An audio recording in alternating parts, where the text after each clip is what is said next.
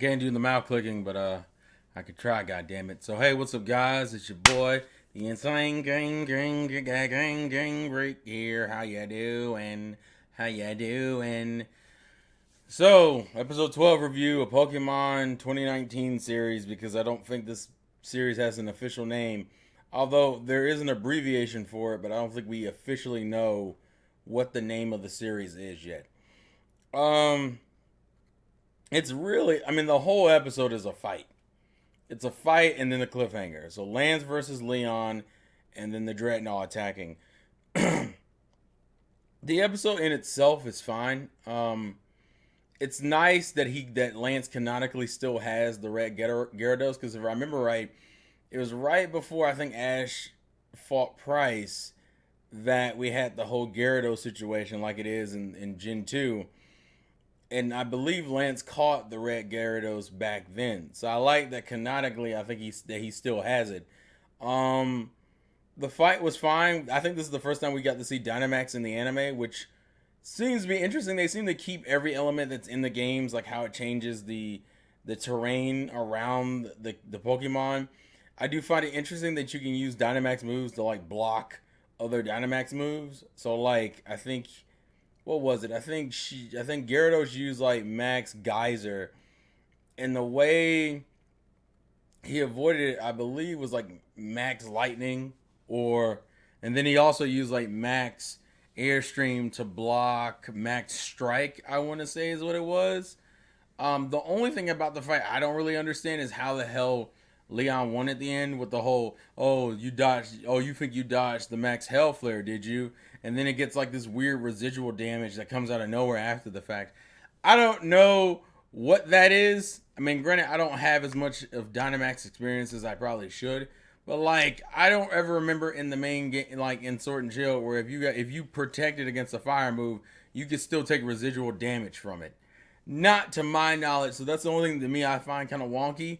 I think it respected Leon and Lance in terms of their champion abilities, because they were both pretty consistent. The only thing I don't fucking like is that like the move choices for Charizard is one of the weirder things I've heard, because it's like for Gyarados it's Hyper Beam. I do like the fact that the anime actually acknowledges that he had to recharge. So like he shoots the Hyper Beam, but he's like stuck in that one direction, and then Charizard flies around in front of him, but Gyarados doesn't move until Charizard's already starting his next attack.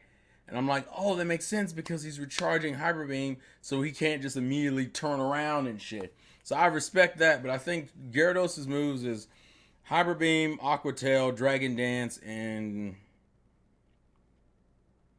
Ice Fang, which I think is a good variety of moves. But Leon's is fucking like Flamethrower, Thunder Punch, Fire Spin, and Air Slash. The only move of which I think is kind of dumb is having Fire Spin when you have Flamethrower. Like, you could have taught him Earthquake and gotten more mileage out of it. Granted, it wouldn't have been effective in this particular fight, but I would have still respect. I just feel like that's a bad move choice. Everything else was fine. It's not really a Go and Ash episode. If anything, this was the episode where they actively kind of made sure that Go couldn't catch any Pokemon by Ash pulling him. I do like the fact that Ash still has that kind of ability of sensing Pokemon and shit, and kind of like sensing what's in their hearts. First tease of Eternatus, which it seems kind of early, but I'm curious if that's gonna lead into like Rose and Olena stuff, or if Hop, or if we're gonna introduce the Hop, because Hop, Marnie, or Bead. I kind of hope we get introduced to at least two of those three. If I had to pick the two, I know we're getting Marnie. Marnie, I can't see them not introducing. So realistically, you have to have all three to me. But we'll see. We will see. I kind of hope B goes through the same arc in the anime, and the anime expands on it, but we'll see. Um, and then the episode ends with a Dreadnought cliffhanger, which seems kind of out of nowhere. Like, literally, the battle ended, and then it was like, oh, I guess he's going to find a Dreadnought, and oh, I guess the Dreadnought is going to Dynamax. You can actually tell the difference. It didn't G-Max, it Dynamaxed. I'm saying G-Max instead of saying Gigantamax because it's shorter to say. Um, I like the animation, and like I said, I've been saying the music choices for this has been so good. Like almost every episode has like these really good music. Like I would totally buy the OSC for Sword and Shield's anime adaptation, if that's what we're gonna call this. Right now it's called Pokemon 2019, but you know, the Sword and Shield adaptation, I fucks with this OSC a lot. There's not like a lot to say because it's literally just the fight. I think the fight's well handled up until that ending that seems kind of random. It's funny considering how quote unquote this is not a traditional Pokemon anime.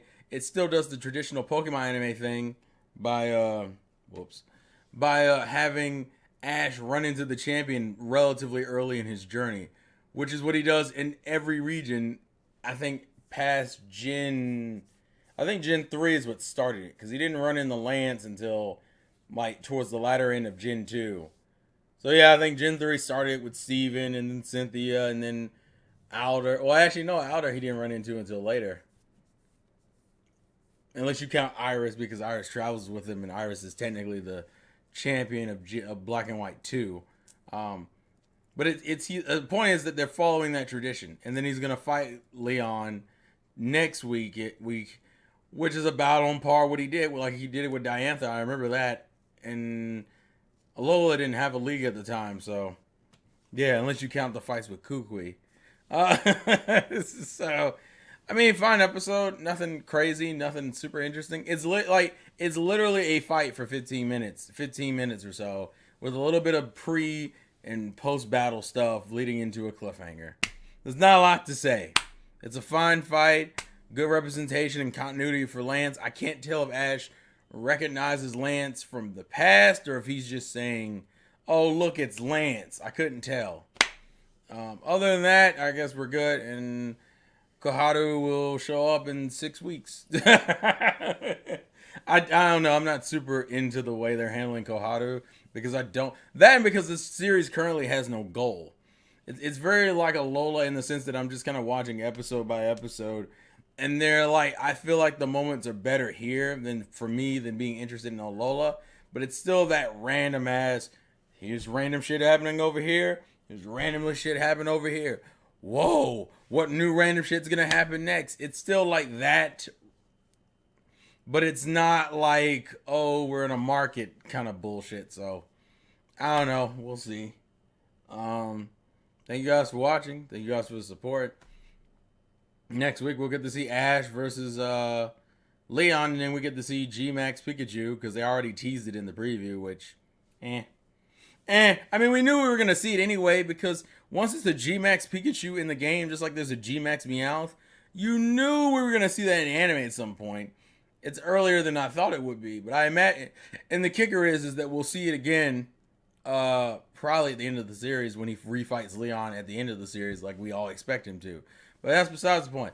Thank you guys for watching. Thank you guys for the support. Please leave a like and a comment down in the comment section below. Click the notification bell if you want to stay subscribed.